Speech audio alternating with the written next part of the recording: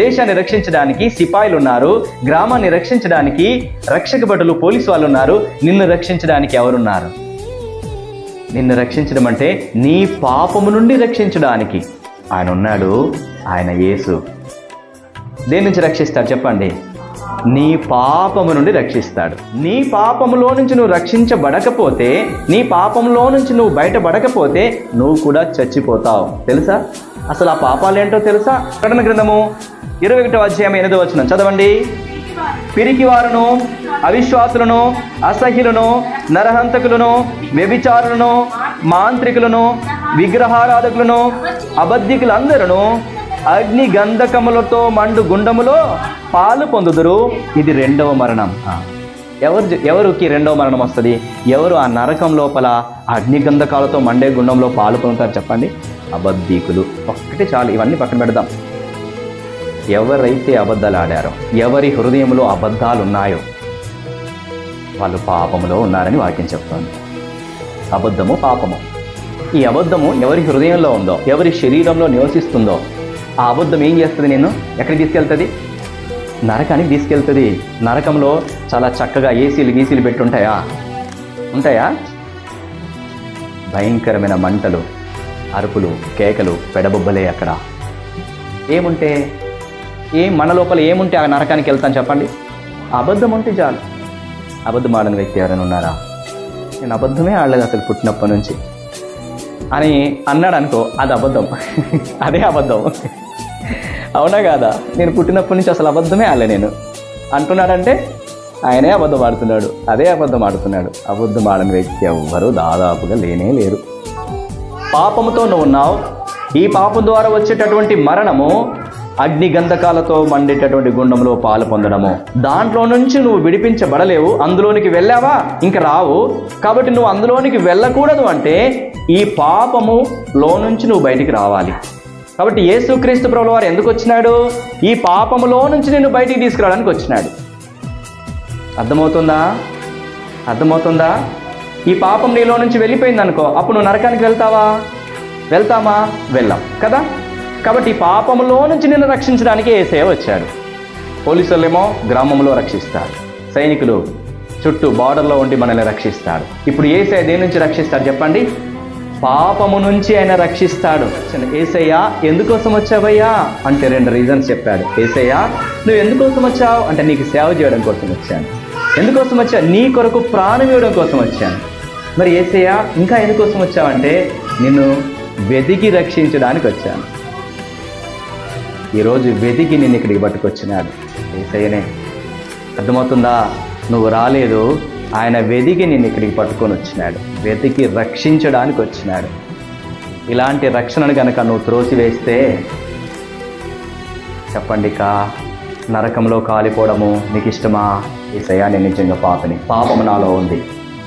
అయితే నీ రక్తం చేత నన్ను కడుగు, నన్ను నీ బిడ్డగా చేయి. నువ్వు నా కొరకు చనిపోయావు, సమాధి చేయబడ్డావు, తిరిగి లేచావని నమ్ముతున్నాను. మీరు కార్చిన రక్తం చేత నా పాపాలన్నీ కడుగు, నన్ను నీ బిడ్డగా చేయి అంటే చాలు. ఈరోజే ఆ పాపములో నుండి నిన్ను విడిపించి నరకములో నుంచి తప్పించి నిత్య జీవాన్ని దేవుడు ప్రసాదించేవాడుగా ఉంటాడు. నువ్వంటావా అట్లాగా? నిజంగా ఈరోజు నువ్వంటే నీకెంత మేలు. ఇక నువ్వు నరకానికి వెళ్ళాల్సిన అవసరం లేదు. యేసు కుమారునిగా, కుమార్తెగా చేయబడతావు. యేసు నీకు తోడుగా ఉంటాడు. యేసు నీకు సంతోషాన్ని ఇచ్చేవాడుగా ఉంటాడు. యేసు నీకు సమాధానాన్ని ఇచ్చేవాడుగా ఉంటాడు. నువ్వు ఈరోజు ఏ పాపంతో ఉన్నావో ఆ పాపాలని ఒప్పుకో. ఆ పాపాలని ఒప్పుకుంటే ప్రభు నిన్ను క్షమిస్తాడు, ప్రభు నిన్ను రక్షిస్తాడు, ప్రభు నీకు సమాధానం ఇస్తాడు, ప్రభు నీకు నెమ్మదినిస్తాడు. పరలోకంలో నిత్యత్వంలో సదాకాలం ఉండే ధన్యతను ప్రభు నీకు ఇస్తాడు. లూకా సువార్త 2వ అధ్యాయం.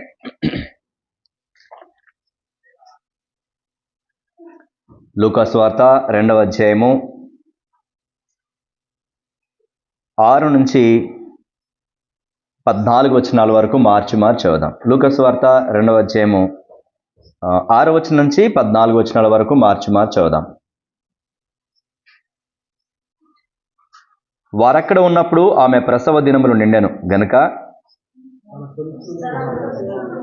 కానీ పొత్తిగుడ్డలతో చుట్టి సత్రంలో వారికి స్థలము లేనందున ఆయన పశువుల తొట్టిలో పరుండబెట్టాడు.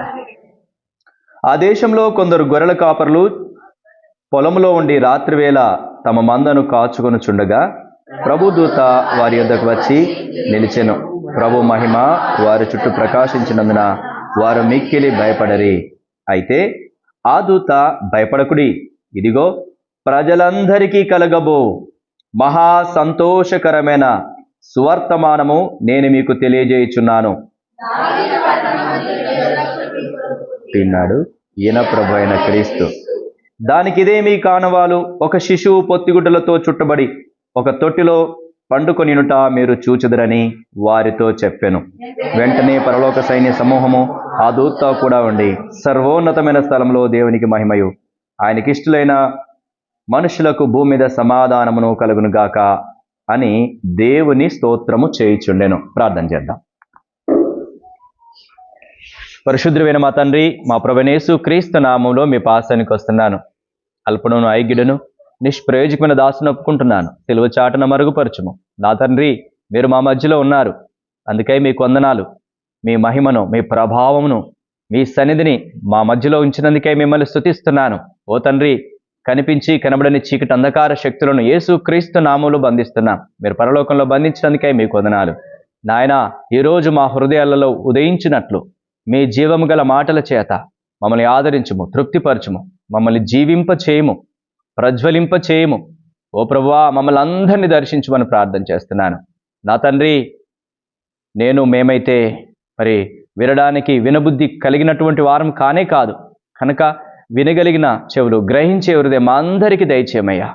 మాతో మాట్లాడము తండ్రి. మీరు మాట్లాడితే మేము బ్రతుకుతాం.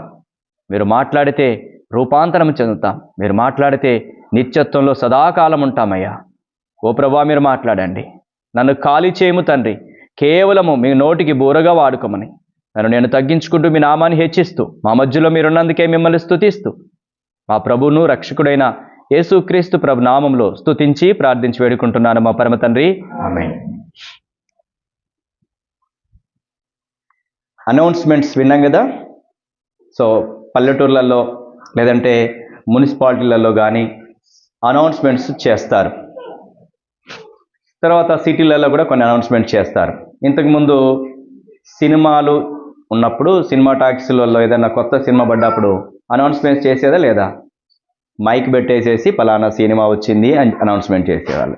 అట్లాగే పల్లెటూర్లలో రేషన్ బియ్యం పోస్తారు రేపటి నుండి అని డప్పు కొట్టుకుంటూ అనౌన్స్మెంట్ చేస్తారు.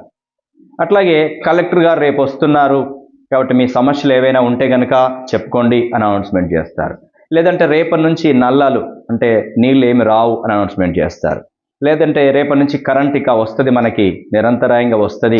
ఇప్పటి వరకు కరెంట్ లేకుండా మనం బాధపడుతున్నాం కదా, ఇక కరెంటు రేపటి నుంచి ఇస్తారు అని మనం అనౌన్స్మెంట్ చేస్తారు. రాత్రికాల సమయంలో చక్కగా డప్పుతోని అనౌన్స్మెంట్ చేస్తారు. అది ఒక ఊరి వాళ్ళకే సంతోషం, అవునా?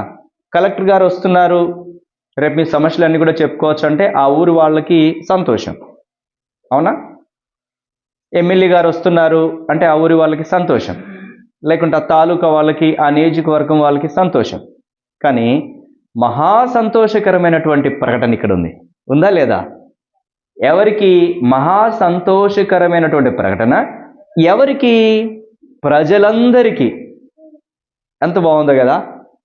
మహా సంతోషకరమైనటువంటి ప్రకటన ప్రజలందరికీ. అంటే ప్రజలందరికీ అంటే ప్రపంచంలో ఉన్న ప్రతి మనిషికి మహా సంతోషకరమైన ప్రకటన అనౌన్స్ ఇక్కడ చేయబడుతుంది. పల్లెటూర్లలో ఎవరు చేస్తారు? డప్పు కొట్టే వాళ్ళు వచ్చేసి అనౌన్స్మెంట్ చేస్తారు కదా. కలెక్టర్ వచ్చినా లేదంటే ఎమ్మెల్యే గారు వచ్చినా మరెవరో ఏదన్నా జరిగినా ఇవన్నిటికీ వాళ్ళు అనౌన్స్మెంట్ చేస్తారు. ఈ మహా సంతోషకరమైనటువంటి ప్రకటన, ప్రజలందరికీ సంబంధించిన ప్రకటన ఎవరు అనౌన్స్మెంట్ చేస్తున్నారు? ఇది కదా అసలు వింత. ఎంత బాగుందో కదా అసలు మనం ఊహించడానికి. బాగుందా లేదా? మహా సంతోషకరమైన ప్రకటన. రెండోది ప్రజలందరికీ సంతోషకరమైనటువంటిది. ఈ ప్రకటనను ఎవరు చేస్తున్నారు, ఎవరి కోసం చేస్తున్నారు, అసలు ఈ ప్రకటన ఏంటి? అది ఇక్కడ చాలా స్పష్టంగా రాయబడి ఉంది, అవునా? ఎప్పుడైనా ఆలోచన చేశారా అసలు ఈ వేలో కదా? ఎంత బాగుందో కదా. ఒక గొప్ప ప్రకటన ఇక్కడ చేయబడుతోంది. చూడండి, 6వ వచనం నుంచి నేను చదువుతాను. వారక్కడ ఉన్నప్పుడు ఆమె ప్రసవ దినములు నిండెను గనుక తన తొలుచూలు కుమారుని కని పొత్తిగుడులతో చుట్టి సత్రంలో వారికి స్థలము లేనందున ఆయన పశువుల తొట్టులో పరుండబెట్టారు. కాబట్టి మరియకి కుమారుడు పుట్టాడు. ఆ కుమారుణ్ణి పశువుల తొట్టులో పడుకోబెట్టారు. రైట్, ఇది అయిపోయింది. పుట్టాడు, పడుకోబెట్టాడు.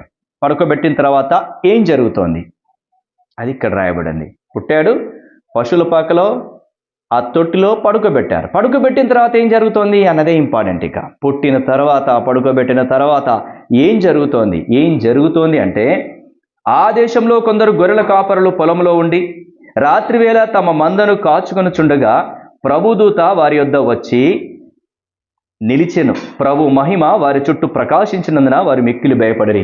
ఎవరు వస్తున్నారు? ప్రభు దూత వచ్చింది. ఎవరి దగ్గరికి వచ్చింది? కొంతమంది పశువుల కాపర్ల దగ్గరికి. పశువుల కాపర్ల దగ్గరికి వచ్చి ప్రభుదూత రాగానే అక్కడ ఏం జరిగిందంట? అక్కడ ఏం జరుగుతోంది చూడండి. వారి చుట్టూ ఏం జరుగుతోంది? ప్రభు యొక్క మహిమ వారి చుట్టూ ప్రకాశిస్తోంది. అసలు ఎంత అద్భుతమో కదా. పశువుల కాపర్ల దగ్గరికి ప్రభుదూత వచ్చాడు. ప్రభుదూత వచ్చి రాగానే ఏం జరిగింది? మహిమ అంతా కూడా ఏమని జరుగుతుందంటే అక్కడ చూడండి, ప్రభు మహిమ వారి చుట్టూ ప్రకాశిస్తోంది. ప్రకాశించగానే వాళ్ళకి ఏమనిపించింది? భయం వేసింది. ఏం జరుగుతుంది అసలు ఇక్కడ? ఏంటి ప్రభుదూత వచ్చేసాడు, ఏంటి మహిమ, ఏంటి వెలుగు? వాళ్ళు ఆశ్చర్యపోయారు. వాళ్ళ లోపల భయం అనేది ప్రారంభమయ్యి వాళ్ళు ఏం చేస్తున్నారు ఇంకా? అయితే ఆ దూత భయపడకండి అని చెప్తున్నాడు. ఆ దూత వాళ్ళతో మాట్లాడుతుంది. భయపడొద్దు. వాళ్ళు ఎందుకు భయపడుతున్నారు? అదొక గొప్ప వింత, ఒక గొప్ప వింతను వాళ్ళు చూస్తున్నారు. గొప్ప ఆశ్చర్యకార్యాన్ని వాళ్ళు చూస్తున్నారు. ఏంటి గొప్ప ఆశ్చర్యకార్యం? దేవుని దూత, ప్రభు దూత వచ్చాడు. అలాగే దేవుని యొక్క ప్రభు యొక్క మహిమ వారి చుట్టూ ప్రకాశిస్తూ ఉంటే ఎలా ఉంటే చెప్పండి. ఒక్కసారిగా ఆ రాత్రికాల సమయంలో వాళ్ళకెంత భయం అనిపిస్తుంది. అది జరగగానే వాళ్ళు భయపడితే అప్పుడు ప్రభుదూత ఏమని చెప్తున్నాడు? భయపడొద్దు. ఈరోజు ప్రభు నీతో కూడా మాట్లాడుతున్నాడు. భయపడకు. ఈ సంతోషకరమైన మాట నువ్వు వింటే నువ్వు కూడా భయపడాల్సిన అవసరం లేదు. ప్రభు ఈరోజు నీతో మాట్లాడుతున్నాడు. నీవు కూడా భయము చేత ఉన్నావేమో. వాళ్ళైతే అక్కడ ప్రభు యొక్క దూత యొక్క మహిమ, ప్రభు యొక్క మహిమ అక్కడ ప్రకాశించడం చేత వాళ్ళు భయపడుతున్నారు అక్కడ చూసి. కానీ ఈ రోజు ఒకవేళ కొన్ని సమస్యలతో, కొన్ని బాధలతో, కొన్ని వేదనతో నువ్వు భయపడుతూ ఉంటే భయపడకు. ఎందుకంటే ఈ ప్రకటన నీకు సంతోషాన్ని ఇస్తుంది. ఈ ప్రకటన వాళ్ళకి సంతోషాన్ని ఇచ్చింది. ఇదే ప్రకటన ఇప్పుడు నీకు కూడా సంతోషాన్ని ఇస్తుంది. వాళ్ళైతే అక్కడ ఆ మహిమను చూసి, ఆ వెలుగును చూసి భయపడుతున్నారు. నీవైతే ఉన్నటువంటి పరిస్థితులను బట్టి, రోగాన్ని బట్టి, వేదనను బట్టి, లేదా కృంగిపోయి అనేక మంది నిన్ను రకరకాల మాటలు అనడం చేత, బాధ చేత, వేదన చేత కృంగిపోయి ఒంటరిగా ఉన్నానని భయపడుతూ ఉన్నావేమో. అయితే ఈ ప్రకటన నీకు కూడా సపోర్ట్ అవుతుంది, నీకు కూడా ఉపయోగపడుతుంది. కాబట్టి భయపడకు. దేవుని దూత వాళ్ళతో భయపడకు అని చెప్తుంది. ఈరోజు దేవుడు నీతో చెప్తున్నాడు, నువ్వు భయపడకు. ఏంటి ఆ సంతోషకరమైన ప్రకటన? ప్రకటన ఏంటంటే చూడండి. అయితే ఆ దూత భయపడకండి, ఇదిగో ప్రజలందరికీ కలగబో మహా సంతోషకరమైన సువార్తమానం నేను మీకు తెలియజేయుచున్నాను. ప్రజలందరికీ కలగబోవు, చెప్పండి, మహా సంతోషకరమైన సువర్తమానం. అబ్బా, ఎంత బాగా రాశాడు కదా, అసలు ఎంత బాగుందో ఈ పదాలన్నీ కూడా. మహా సంతోషకరమైన, ఇంకా ఏమంటున్నాడు? సువర్తమానము ప్రజలందరికీ. ప్రజలందరూ అంటే ఈరోజు నువ్వు ఉన్నావా లేదా? నీకొక సువర్తమానము, సంతోషకరమైన శుభవార్త, మహా సంతోషకరమైన శుభవార్త ఈరోజు వింటున్నటువంటి నీకు కూడా మహా సంతోషకరమైన శుభవార్త దేవుని దూత, ప్రభు దూత నీతో చెప్తున్నాడు. కావాలా ఇప్పుడు అది? ఏంటంట? 11వ వచనం చదవండి ఎవరైనా. దావీదు పట్టణమందు నేడు రక్షకుడు మీ కొరకు పుట్టి ఉన్నాడు. ఏంట సంతోషకరమైనటువంటి సువార్త, సువర్తమానము, శుభవార్త ఏంట చెప్పండి. దావీదు పట్టణమందు నేడు రక్షకుడు మీ కొరకు పుట్టి ఉన్నాడు. ఎవరు పుట్టారు? ఎక్కడ పుట్టాడు? దావీదు పట్టణమందు పుట్టాడు. దావీదు పట్టణమందు మీ కొరకు రక్షకుడు పుట్టాడు. ఓకే, ఇప్పుడు మనం ఏమనుకుంటాము అంటే, ఓహో, రక్షకుడు మా కొరకు పుట్టాడు, దావీదు పట్టణం లోపల పుట్టాడు అంటే పట్టణంలో ఎక్కడ పుట్టి ఉంటాడని ఆలోచన చేస్తాము? రాజుల గృహాలలో అనుకుంటాం, అంతేనా? దావీదు పట్టణము అనగానే రాజవంశంలో చక్కగా ఉన్నతమైనటువంటి ఆ పరిస్థితుల్లో ఆయన పుట్టి ఉంటాడు అని అనుకుంటాం. కానీ ఇక్కడ ఏం చెప్తున్నాడు? మళ్ళీ మనం అలాగ అనుకుంటున్నామేమో, ఇక్కడ ఒక క్లారిటీ ఇస్తున్నాడు. మళ్ళీ చదవండి. దానికి ఇదేమీ కానవాలు, ఒక శిశువు పొత్తి గుడ్డలతో చుట్టబడి ఒక తొట్టిలో పండుకొనియునుట మీరు చూచెదరని వారితో చెప్పాను. ఇక్కడ తేడా వచ్చేసిందే. ఏం తేడా అది? రక్షకుడు పుడితే, దావీదు పట్టణంలో పుడితే ఇది సంతోషమైతే ఆయన ఎక్కడ ఉండాలా? రాజగృహములో చక్కగా ఒక ఉయ్యాలలో ఉండాలా, బంగారు ఉయ్యాలలో ఉండాలా, అంతేనా? కానీ దూత ఏమని ప్రార్థన చేస్తుంది? మీరు అనుకున్నట్టుగా కాదు, ఆయన పశువుల తొట్టులో పొత్తి గుడ్డలతో చుట్టబడి పడుకోబెట్టబడ్డాడు. ఇక్కడ ఇది నమ్మశక్యంగా ఉందా? మహా సంతోషకరమైన సువార్తమానం అంటున్నావు, ప్రజలందరికీ అంటున్నావు. మరి అలాంటిది ఒక పొత్తిగుడ్డలతో చుట్టబడి పశువుల తొట్టిలో పుట్టబడినటువంటి ఆయన రక్షకుడు అవుతాడని ఎలాగ నమ్మేది? వాళ్ళైతే నమ్మారు. ఈరోజు నువ్వు కూడా నమ్మితే ఎంత గొప్ప మేలో, ఆ గొప్ప మేలేంటో నీకు చివరిలో చెప్తాను. నమ్మితే చాలు, ఆహా ఎంత బాగుంటుందో, జీవితం మారిపోతుంది. ఒక గొంగలి పురుగు సీతాకొక చిలకలాగా ఎలాగ మారిపోద్దో, నీవు కూడా నిజంగా నమ్మితే గొంగలి పురుగు లాంటి జీవితము, ఇతరులకి హాని చేసేటటువంటి జీవితము మారిపోయి సీతాకొక చిలకలాగా నిన్నందరూ ఆహ్వానించి ఆస్వాదించి నీకు మేలు చేసే జీవితంగా ప్రభు మార్చగలడు. వాళ్ళకి ప్రకటన చేశాడు ప్రభు దూత, నేడు రక్షకుడు మీ కొరకు పుట్టి ఉన్నాడు, దానికి ఇదే ఆనవాలు, పొత్తిగుడ్డలతో చుట్టబడి ఒక తొట్టిలో పడుకోబెట్టబడ్డాడు అని. ఇప్పుడు ఏం జరిగింది? ఇంకా వెంటనే అలా చెప్పగానే, అనౌన్స్మెంట్ చేయగానే ఏం జరుగుతుంది? పరలోక సైన్య సమూహము ఆ దూతతో కూడా ఉండి సర్వోన్నతమైన స్థలములో దేవునికి మహిమయు ఆయనకిష్టులైన మనుషులకు భూమి మీద సమాధానము కలుగునుగాక అని దేవునికి స్తోత్రము చేయుచుండెను. అనౌన్స్మెంట్ జరగనని. ఏంటి అనౌన్స్మెంట్? నేడు రక్షకుడు మీ కొరకు పుట్టి ఉన్నాడు, ఆయన పొత్తిగుడ్డలతో చుట్టబడి పశువుల తొట్టిలో పడుకోబెట్టబడ్డాడు అనేటటువంటి అనౌన్స్మెంట్ జరగగానే ఏం జరిగింది? పరలోక సైన్య సమూహము దిగివచ్చి దేవుణ్ణి స్తుతిస్తున్నాయి. ఇక్కడ ఒక్క విషయాన్ని మనం జ్ఞాపకం పెట్టుకుందాం.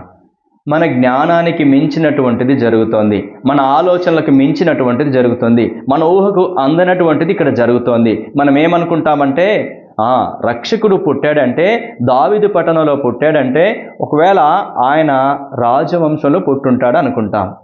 కానీ అనౌన్స్మెంట్ ఏం జరుగుతోంది? పశువుల పాకలో ఆయన పడుకోబెట్టబడ్డాడు అనౌన్స్మెంట్ చేసి. ఇది ఎలా నమ్మేది? ఒకవేళ ఈరోజు నువ్వు కూడా యేసును ఎలా నమ్మేది, క్రీస్తుని ఎలా వెంబడించేది అని క్వశ్చన్ మార్క్లో ఉంటావేమో. ప్రభు నీతో మాట్లాడుతున్నాడు. యేసుని ఎలా నమ్మేది, క్రీస్తును నేను అలాగా వెంబడించేది. యేసుని ఎలా నమ్మేది అనేది క్రీస్తును నమ్మినటువంటి వారికి, క్రీస్తును ఎలా వెంబడించేది అని అనుకునే వారికి అనేది ఎవరికంటే క్రీస్తును నమ్మిన వారికి. క్రీస్తును నమ్మిన వారు కూడా కొన్ని రకాల పరిస్థితులను బట్టి, కొన్ని రకాల ఇబ్బందులను బట్టి, కొన్ని రకాల సమస్యలను బట్టి నేను ఎలాగ క్రీస్తును వెంబడించేది, నాకు ఇంకా అవమానాలే, ఇంకా నిందలే, ఎందుకు ఈ దుఃఖము, ఎందుకు ఈ వేదన అనేటటువంటి సంశయంలో ఉన్నటువంటి వారికి జరిగేటటువంటిది ఇక్కడ రాయబడింది. నువ్వు ఆ సంశయంలో ఉన్నావేమో. ఒకవేళ మొదటి సంశయం, ఇంకా యేసుని నమ్మలేదా, అయితే యేసుని ఎలా నమ్మాలి అనే సంశయాలు ఉన్నావేమో. ఎందుకని? ఆయన పుడితే గనక రాజవంశంలో పుట్టాలి, రాజగృహంలో ఉండాలి, ఆయన పొత్తిగుడ్డలతో చుట్టబడి ఒక పశువుల తొట్టిలో పడుకోబెట్టబడి ఉంటే ఆయన రక్షకుడు ఎలా నమ్మేది అనే సంశయంలో ఉంటే, రెండో సంశయం, రక్షించబడ్డాము, మంచిది, ప్రభువును అంగీకరించాము, మంచిది, ప్రభువును వెంబడిస్తున్నాము. అయితే మనకు వచ్చినటువంటి కొన్ని సమస్యలు, బాధలు, దుఃఖము, వేదనను బట్టి కొంత అపనమ్మకము గనక నీలో ప్రవేశిస్తే, ఇదిగో ప్రభువుతో నీతో మాట్లాడుతున్నాను. అవి రెండిటికి ఆన్సర్ ఒకటే. ఏంటి ఆన్సరు? ఏం జరుగుతుంది? ప్రకటన జరగగానే ఏం జరిగింది అంటే, సర్వోన్నత స్థలములు, ఇక్కడ వెంటనే పరలోక సైన్య సమూహము ఆ దూతతో కూడా ఉండి, సర్వోన్నతమైన స్థలములో దేవునికి మహిమయు ఆయనకిష్టమైన మనుషులకు భూమి మీద సమాధానము కలుగునుగాక అని దేవుని స్తోత్రము చేయుచునను. ఒక్క దూత వచ్చే చెప్పింది. ఇప్పుడు నెక్స్ట్ ఏం జరుగుతుంది? పరలోక సైన్య సమూహమే దిగొచ్చింది. పరలోక సైన్య సమూహము ఎక్కడికి రావాలా? ఎక్కడుంటుంది? సైన్య సమూహం ఎక్కడుంటుంది? రాజు ఎక్కడుంటే అక్కడ ఉంటుంది. అవునా? ఎక్కడుంటుంది సైన్య సమూహము? రాజును వెంబడిస్తుంది. ఇప్పుడు రాజు ఎక్కడున్నాడు? పశువుల తొట్టిలో ఉన్నాడు. వచ్చేసిందా రాలేదా? పరలోక సైన్య సమూహం అంతా కూడా దిగొచ్చిందా, దిగి రాలేదా? కాబట్టి ఇప్పుడు ఏం చేయాలి? వాళ్ళు నమ్మాలా వద్దా?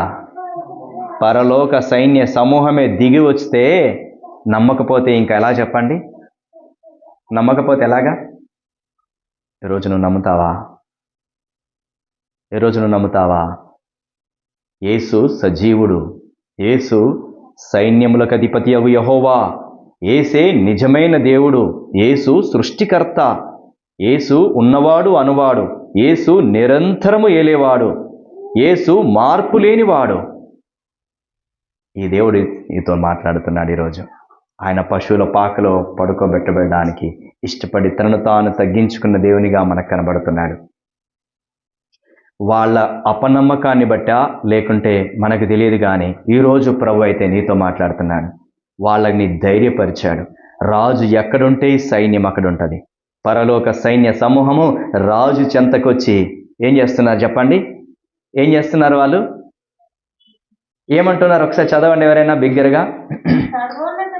సర్వోన్నతమైన స్థలములలో దేవునికి మహిమయు ఆయనకి ఇష్టలైన మనుషులకు భూమి మీద సమాధానము కలుగునుగాక అని దేవుని స్తోత్రము చేయుచుండెను. ఎంత బాగున్నాయి ఈ మాటలు కూడా చూడండి, ఎంత అద్భుతంగా ఉన్నాయి ఈ మాటలు. చూడు ఏమంటున్నారు వాళ్ళు? సర్వోన్నతమైన స్థలంలో దేవునికి మహిమ, సర్వోన్నతమైనటువంటి స్థలాలలో దేవునికి మహిమ. ఆయన ఇక్కడ ఉంటే ఆయనకు మహిమ అంతటా. రెండో మాట ఇది చాలా బాగుంది. ఇంకా చూడండి, ఆయనకి ఇష్టలైన మనుషులకు.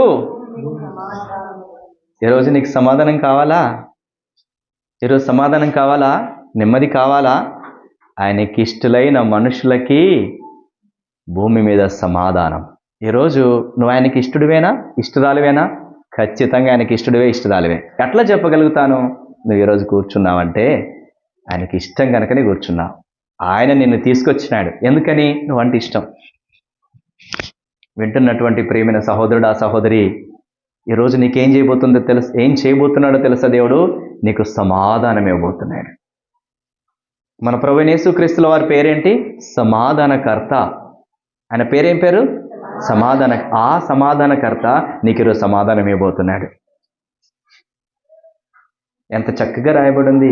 ఆయనకి ఇష్టలైన మనుషులకు సమాధానము. నువ్వు ఆయనకి ఇష్టడివే, నువ్వు ఆయనకి ఇష్టడివే. ఈరోజు ఈ వాక్యం వింటున్నావంటే నువ్వు ఆయనకి ఇష్టడివే కనుకనే ఈ వాక్యం వింటున్నావు. కాబట్టి నీకేం జరుగుతుంది? సమాధానం జరుగుతుంది. ఇప్పుడు రెండో పాయింట్లోనికి వద్దాం. యేసుక్రీస్తునందు విశ్వాసం ఉంచాము, అయితే కొన్ని సమస్యలు, కొన్ని ఇరుకులు, ఇబ్బందులను బట్టి క్రీస్తుని వెంబడించాలా వద్దా అని సంశయిస్తూ ఉంటే ప్రభు ఈరోజు నీతో మాట్లాడుతున్నాడు. భయపడకు, నీకు సమాధానము, నీకు సమాధానము. భయపడకు. గొప్ప అద్భుతము, గొప్ప ఆశ్చర్యకార్యము నువ్వు నమ్మేలాగా దేవుడు చేస్తాడు. చేస్తాడా చేయడా? వాళ్ళు నమ్మాలా. ఇంకా పరలోక సైన్య సమూహమే దిగివచ్చి ఆయన్ని స్తుతిస్తూ ఉంటే, ఆయన్ని గణపరుస్తూ ఉంటే వాళ్ళు నమ్మాలా వద్దా? నమ్మాల్సిందే. ఎవరు నమ్మారో నమ్మలేదు చూడు. ఇంకా 15వ వచనం చదవండి. ఆ దూతలు తన యొద్ద నుండి పరలోకమునకు వెళ్ళిన తర్వాత ఆ గొర్రెల కాపరులు జరిగిన ఈ కార్యమును ప్రభు మనకు తెలియజేయించి ఉన్నాడు. మనము బెత్లెహేము వరకు వెళ్ళి చూతము రండని ఒకనితో ఒకడు చెప్పుకొని త్వరగా వెళ్ళి మరియను యోసేపును తొట్టిలో పండుకొనిన్న శిష్యును చూచిరి. వారు చూచి ఆ శిశువును గూర్చి తమతో చెప్పబడిన మాటలు ప్రచురము చేసిరి. చాలు. వాళ్ళు వెళ్ళారా వెళ్ళలేదా? చూసారా చూడలేదా? చూశారు. తొట్టిలో పడుకొని ఉన్నాడా లేదా? ప్రభువైన యేసు తొట్టిలో పడుకొని ఉన్నాడు. ఇది ఫస్ట్ అనౌన్స్మెంట్. ఫస్ట్ అనౌన్స్మెంట్ ఏంటి చెప్పండి? యేసు క్రీస్తు ప్రభుల వారు ఈ లోకంలో పుట్టాడు. రక్షకుడు ఈ లోకంలో పుట్టాడు. ఇది నీకు సంతోషకరమైనటువంటి అనౌన్స్మెంట్. ఎవరికి సంతోషకరమైనది? మనుషులందరికీ సంతోషకరమైన అనౌన్స్మెంట్. ఎవరు పుట్టారని? రక్షకుడు పుట్టాడని. రక్షకుడు పుడితే మనకు సంతోషం, రక్షకుడు పుడితే మనకు సమాధానం అని వాక్యం చెప్తోంది. కాబట్టి ఈరోజు నీకు సమాధానం, ఈరోజు నీకు సంతోషం. ఎవరు పుట్టారని? రక్షకుడు పుట్టాడు. రక్షకుడు అంటే ఆ రక్షకుడు అంటే ఎవరు? ఆ రక్షకుడు మనకెలా సమాధానాన్ని ఇస్తాడు? ఆ రక్షకుడు మనకెలా సంతోషాన్ని ఇస్తాడు? మనకెలాగా సంతోషానికి ఆయన కారణమవుతున్నాడు? మనకు సమాధానానికి ఎలా కారణమవుతున్నాడు అని చూడాల. సో ఇప్పుడు ఫస్ట్ ప్రశ్న ఏంటంటే, ఆ రక్షకుడు ఎవరు? ఆ రక్షకుడు ఎవరు అనేది మనకు కావాలి. అవునా? రక్షకుడు పుట్టి ఉన్నాడు, ఓకే. ఆయన ఎక్కడున్నాడు? పశువుల తొట్టిలో పడుకోబెట్టబడ్డాడు, ఓకే. ఆయన ఎవరు? ఆ పశువుల తొట్టిలో పడుకోబెట్టబడిన ఆయన ఎవరు? ఆయన రక్షకుడు. ఆ రక్షకుడు అంటే ఆయన పేరేంటి? అది మనకు కావాలా వద్దా? రండి, మత్తయి సువార్త 1వ అధ్యాయం 21వ వచనం. ఆమె యొక్క కుమారుని కనును తన ప్రజలను వారి పాపముల నుండి ఆయనే రక్షించును గనుక ఆయనకు యేసు అను పేరు పెట్టుదు అనెను. ఏం అబ్జర్వ్ చేస్తున్నాం? ఏం చూస్తున్నాం మనము? ఇది చాలా గుర్తుపెట్టుకోవాలి. మనం ఏం అబ్జర్వ్ చేస్తున్నాము? ఆయన ఎవరు? ఆ చిన్న పిల్లవాడు ఎవరు? పుట్టినటువంటి ఆ పిల్లవాడు ఎవరు? ఆయన పేరేంటి అంటే ఇక్కడ మనకి 21వ వచనంలో చాలా స్పష్టంగా రాయబడింది. ఆమె ఒక కుమారుని కనును తన ప్రజలను వారి పాపం నుండి ఆయనే రక్షించును గనక ఆయనకు యేసు అని పేరు పెట్టుదు అనెను. కుమారుని కన్నదా లేదా? మరియా కన్నది. ఆయనకి ఏమని పేరు పెట్టాలంట? ఇప్పుడు పేరు దొరికింది మనకి. ఏంటి చెప్పండి? యేసు. మరి యేసు అంటే అక్కడ పుట్టినటువంటి ఆయనేనా? పుట్టింది ఆయనేనా? అవును, ఆయనే. రుజువేంటి? మరియా గర్భాన పుట్టాడు కాబట్టి. రెండవ రుజువు ఏంటంటే ఫుట్ నోట్లో చూడండి. యేసు అంటే అర్థం ఏంటి చెప్పండి? రక్షకుడు. మ్యాచ్ అయిందా? ఇప్పుడు అక్కడ రక్షకుడు పుట్టాడు. ఆ రక్షకుడు అంటే ఇక్కడ ఏం పేరు పెట్టబడింది? యేసు. యేసు ఈజ్ ఈక్వల్ టు రక్షకుడు. సో అంటే పుట్టింది ఇప్పుడు ఎవరు? ప్రభు అయిన యేసు క్రీస్తుల వారు. అర్థమవుతుందా? ఎవరు పుట్టారు? ప్రభు అయిన యేసు క్రీస్తుల వారు పుట్టారు. ఆయన పుట్టడం ద్వారా నీకు నాకు బెనిఫిట్ ఏంటి? సంతోషము, సమాధానము. ఇప్పుడు ఎవరో మనకు దొరికింది, ఎవరో అతను మనకు తెలిసిపోయింది. పుట్టినటువంటి ఆయన ప్రభువైన యేసుక్రీస్తుల వారు, ఆయన యేసు. అయితే ఆయన పుట్టడం ద్వారా మనకి సంతోషం ఎలా, మనకి సమాధానం ఎలా అన్న చూడాలిక. ఎవరో దొరికాడు. ఎవరైనా? యేసు ప్రభు. పుట్టింది ఎవరు? యేసు ప్రభు. ఆయన ద్వారా మనకి సమాధానం ఎలా, ఆయన ద్వారా మనకి సంతోషం ఎలా, ఇది మనకి ఇప్పుడు కావాలి. రండి, ఇక్కడ ఏమని రాయబడింది? 21వ వచనం చదవండి. ఆమె యొక్క కుమారుని కనును తన ప్రజలను వారి పాపముల నుండి ఆయనే రక్షించును గనుక ఆయనకి యేసు అని పేరు పెట్టుదు అనను. ఆయన ఏం చేస్తాడంట? ఆయన ఏం చేస్తాడు? తన ప్రజలను వారి పాపముల నుండి ఆయనే రక్షిస్తాడు. తన యొక్క ప్రజలు వేటి నుంచి రక్షిస్తాడు? కాబట్టి రక్షకుడు అంటే ఇప్పుడు చూస్తాము, మన భారతదేశాన్ని కాపాడడానికి ఎవరు పనిచేస్తున్నారు? ఎవరు రక్షిస్తున్నారంటే అక్కడ బార్డర్లో ఉన్నటువంటి సైనికులు. సో అట్లాగే మన టౌన్లో, మన విలేజ్లో మనల్ని రక్షించడానికి ఎవరున్నారు? రక్షక భటులు అంటే పోలీసులు ఉన్నారు కదా. ఇక్కడ ఉన్నటువంటి లోకల్లో ఉన్నటువంటి దుండగుల నుంచి, దొంగల నుంచి మనల్ని కాపాడడానికి, రక్షించడానికి పోలీసు వాళ్ళు ఉన్నారు. ఓకేనా? అట్లాగే వేరే దేశస్తులు, శత్రు దేశం మన మీద దాడి చేయకుండా మనల్ని రక్షించడానికి ఎవరున్నారు? సోల్జర్స్ ఉన్నారు, సైనికులు ఉన్నారు, అలాగే మనల్ని రక్షిస్తారు. కానీ పాపము నుండి రక్షించడానికి ఎవరున్నారు? ఎప్పుడైనా ఆలోచన చేశారా? నిన్ను పాపంలో నుంచి రక్షించాలా. ఇది భలే ఉంది కదా. భారతదేశం చుట్టూ, భారతదేశంలోనికి రాకుండా వాళ్ళు మనల్ని కాపాడుతారు. ఇక్కడ మన గ్రామం లోపల మన మీదకి ఎవరు రాకుండా రక్షక భటులు కాపాడుతారు. కానీ ఈ శరీరంలోనికి పాపం రాకుండా కూడా కావాలి. దేశానికి రక్షణ, గ్రామానికి రక్షణ, నీకు రక్షణ. 3 రక్షణలు కావాలా. దేశానికి రక్షణ కావాలి, 2 నీ గ్రామానికి రక్షణ కావాలి, 3 ఎవరికి రక్షణ కావాలి? ఇప్పుడు నీకు రక్షణ కావాలి. దేశాన్ని రక్షించడానికి సిపాయిలు ఉన్నారు, గ్రామాన్ని రక్షించడానికి రక్షక భటులు పోలీసు వాళ్ళు ఉన్నారు, నిన్ను రక్షించడానికి ఎవరున్నారు? నిన్ను రక్షించడం అంటే నీ పాపము నుండి రక్షించడానికి ఎవరున్నారు? నీ పాపం నుంచి రక్షించడానికి ఎవరైనా ఉన్నారా? ఎవరు? ఆయన ఉన్నాడు, ఆయన యేసు. దేని నుంచి రక్షిస్తాడు చెప్పండి? నీ పాపము నుండి రక్షిస్తాడు. పాపం నుంచి ఎందుకు రక్షించబడాలా? పాపం ఉంటే తప్పేంటి? గ్రామంలో భయంకరమైన దొంగలున్నారు, నరహంతకులున్నారు, వ్యభిచారులున్నారు, దుండగులున్నారు. వీళ్ళందరి నుంచి నేను రక్షించాలా వద్దా? ఒకవేళ గనక వాళ్ళు ఉన్నారని తెలిసి కూడా పోలీసు వాళ్ళు అక్కడ కాపుదల లేకపోతే నీ మీద అటాక్ చేస్తారు, చచ్చిపోతావు. అట్లాగే మన భారతదేశం చుట్టూ సైనికులు లేకపోతే శత్రు సైన్యం వస్తుంది, చచ్చిపోతాం.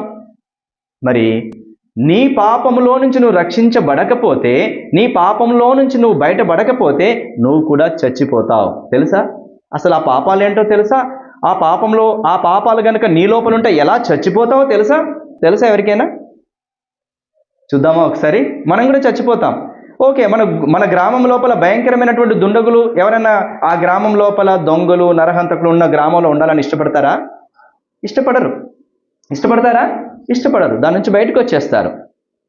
మరి ఇప్పుడు నిన్ను చంపే, నిన్ను నరకానికి తీసుకెళ్లేటటువంటి పాపం నీలో ఉంది.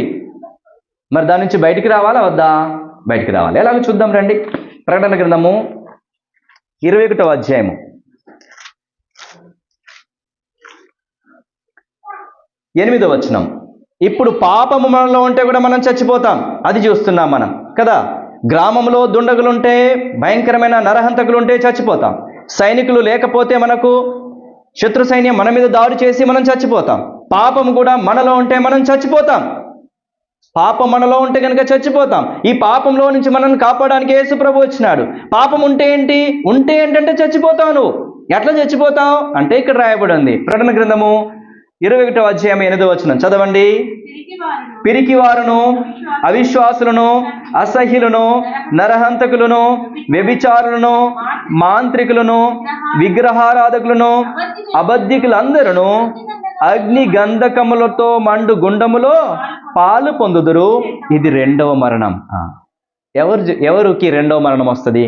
ఎవరు ఆ నరకం లోపల అగ్ని గంధకాలతో మండే గుండంలో పాలు పొందుతారు చెప్పండి? అబద్ధీకులు. ఒక్కటే చాలు, ఇవన్నీ పక్కన పెడదాం. ఎవరైతే అబద్ధాలు ఆడారో, ఎవరి హృదయంలో అబద్ధాలు ఉన్నాయో వాళ్ళు పాపములో ఉన్నారని వాక్యం చెప్తోంది.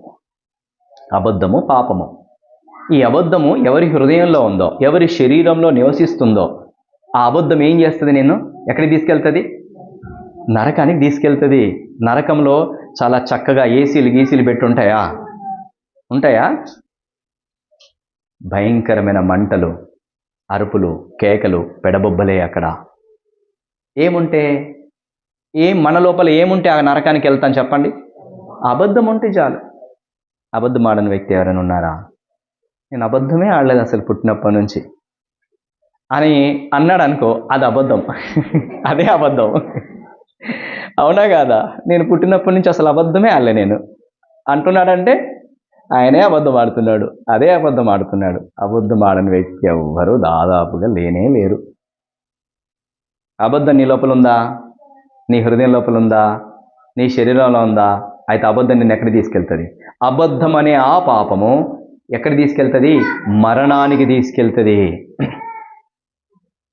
జైలుకి నేను ఒక దొంగతనం చేశాను, దొంగతనం చేసి పట్టుబడ్డాను, పోలీసులు వచ్చి తీసుకెళ్లారు. ఒక 3 నెలలో 4 నెలలో లేకుంటే సంవత్సరమో శిక్ష వేసి మళ్ళీ బయటకు వచ్చేస్తాను. కానీ ఈ పాపము కలిగి చనిపోతే, ఈ పాపము శరీరంలో ఉండి కనుక చనిపోతే, ఆ జైలుకి వెళ్ళిపోతే, నరకం అనే జైలుకి వెళ్ళిపోతే ఎన్ని సంవత్సరాల శిక్ష?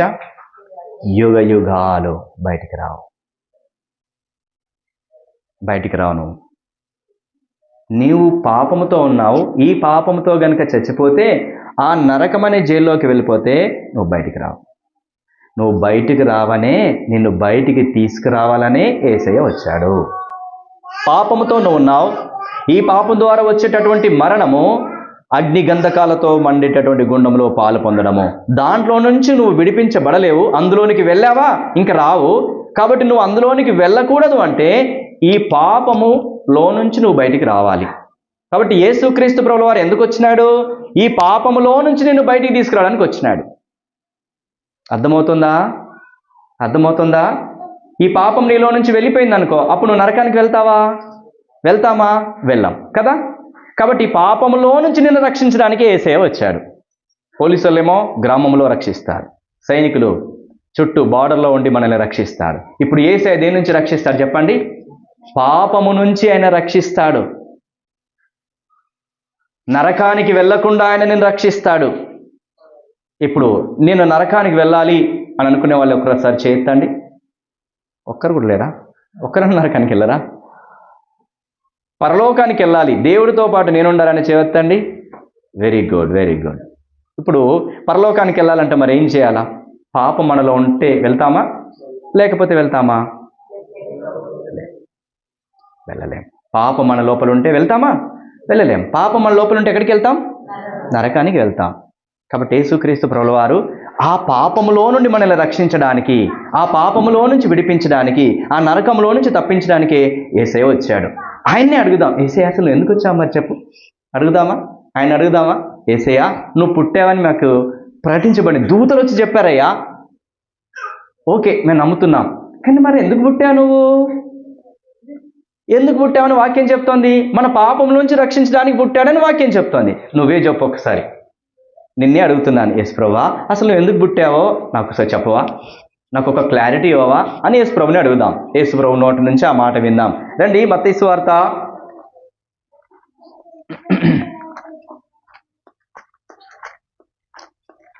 మత్తయి సువార్త 20వ అధ్యాయము 18వ వచనం చదవండి.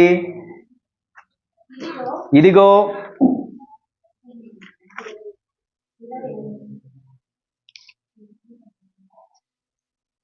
20వ అధ్యాయం 28వ వచనం చదువుదాం. 28వ వచనం. అలాగే మనుష్య కుమారుడు పరిచారము చేయించుకున్నటకు రాలేదు గాని పరిచారము చేయుటకును అనేకులకు ప్రతిగా విమోచన క్రేదనముగా. యేసు ప్రభువే తన నోటి నుండి తానే చెప్తున్నాడు, నేను ఎందుకోసం వచ్చానో తెలుసా? పరిచారం చేయించుకోవడానికి రాలే, మీ చేత సేవ చేయించుకోవడానికి రాలే, మీ చేత పూజలు చేయించుకోవడానికి రాలే. యేసు ఎందుకోసం వచ్చినాడంట? నువ్వు పూజ చేయాలని వచ్చినాడా? నీ చేత కాలు గడిగించుకోవాలని వచ్చినాడా? నీ చేత సేవ చేయించుకోవడానికి వచ్చినాడా? రాలేదంట యేసు ప్రభు. మరి ఎందుకోసం వచ్చినావయ్యా యేసు ప్రభువా? నీకు పరిచర్య చేయడానికి వచ్చాను. ఆహా, ఈ దేవుడు ఎంత గొప్పవాడు! ఈ దేవుడు నీ చేత సేవ చేయించుకోవడానికి, నీకు పరిచర్య చేయడానికి రాలేదు, నీకు సేవ చేయడానికి వచ్చాడు. ఇలాంటి దేవుడు కావాలని లేదా నీకు?